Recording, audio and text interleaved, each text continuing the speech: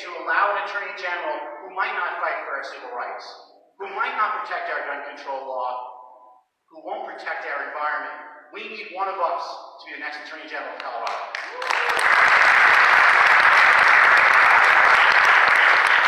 I've answered this question before, and I'm going to answer it the same way. I don't know, and I'll tell you why. During that 2016 election, Hillary Clinton sent a lot of folks over my way to ask me for my endorsement, so did Bernie Sanders. And there's a reason why. Because for dozens of years, I have been working out in community, building up my name, building up my reputation, and people rely on my endorsement on how they're going to vote.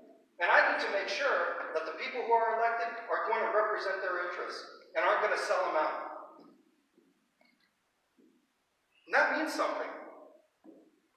I have built up my name for a long time, and it means something.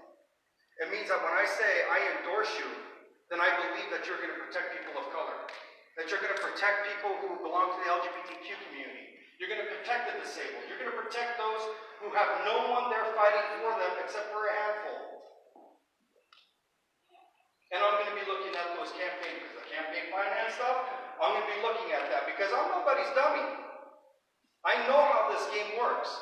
When you see piles of money coming in from oil and gas companies into a Democratic candidate, when you see piles of money coming in from corporate interests going into a Democratic candidate, and I know how this works, that they will owe those companies favors. I will endorse someone who I know will stand with our communities, because that Attorney General will be that one line of defense between them and a Trump administration. And I'll be damned if I'm going to support anybody who's going to sell us out. That's where I stand. So, Joe Salazar, I would say you cannot commit now. If one of these three, if any of these three become the nominee, you cannot at this time commit to supporting This is one of these things. That is right. I will not commit right now.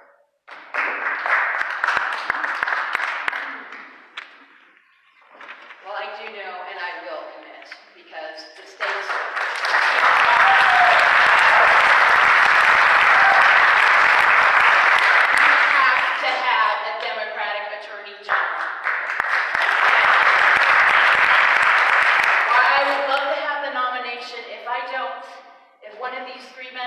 Whichever one of these three men, including Joe, if Joe has the nomination, I will do every single thing in my power to be sure that they get elected, because we cannot have George Brockler as our next Attorney General.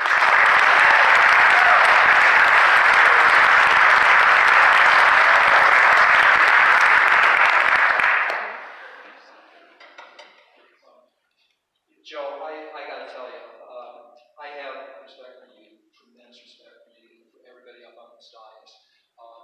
I will unequivocally support whoever it is the Democratic nominee.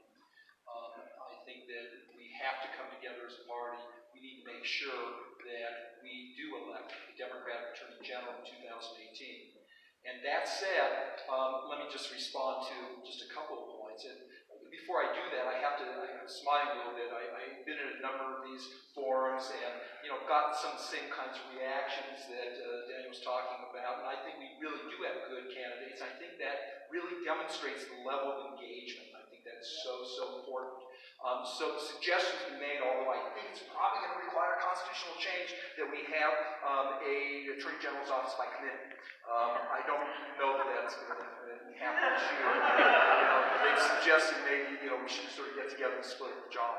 Anyway, I will support whoever it is, and I do want to tell you though that I can assure you of this, that I will be an Attorney General who's not going to be bought and paid for by anybody. Of course, I welcome the contributions, that's very nice, but it's not going to influence any decision making by me as the Attorney General.